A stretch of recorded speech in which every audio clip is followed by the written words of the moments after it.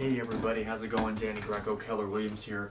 And today I want to talk about a few things actually, in regards to a buyer's agent's commission. And the first thing I want to bring up is how many times I'm surprised when I meet with a buyer and I'm going through my initial consultation, and at the end I ask if there's any other questions, and they ask, how much do I pay you, or what is your fee? And it's something that's very important, but I always kind of dangerously assume everyone knows that that's paid by the seller. But I'm honestly always surprised when people ask me that, and so it's maybe not as universally known as I thought. But when you enter into a real estate contract, and this may differ in some states or jurisdictions, I'm not sure, but I feel it's pretty universal that the seller is always the one who's going to pay the buyer's all sides commissions. So it's something that's not too relevant for a buyer, but it is still worth noting, because I tell them, even though you're off the hook of having to pay for any commissions or taxes or anything like that, when the time comes when you're ready to sell that house, now you are going to be responsible for those commissions that you weren't otherwise privy to when you were a buyer.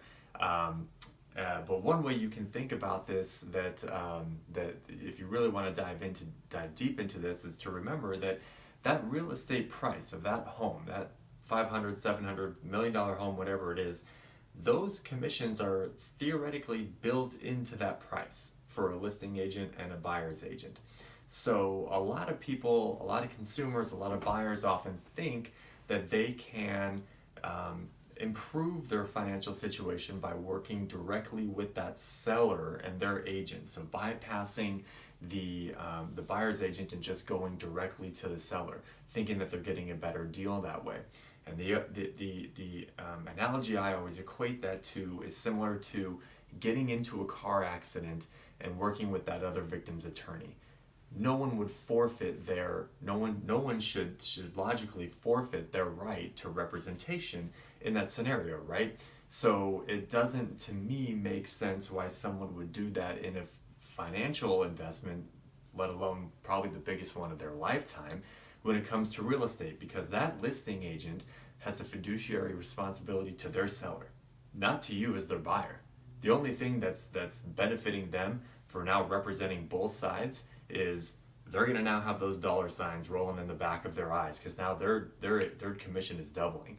And believe it or not, they're actually getting paid now double what they were if they're representing both parties. So as a buyer, I don't see the advantage of eliminating your representation, your right to representation, when it's not really gaining you any financial gain. So those are a few commonly, I shouldn't say common, they're pretty uncommon, but a few of the more interesting questions I get sometimes when consulting with buyers. So anyway, as always, I'll have more, and we'll get to the next topic.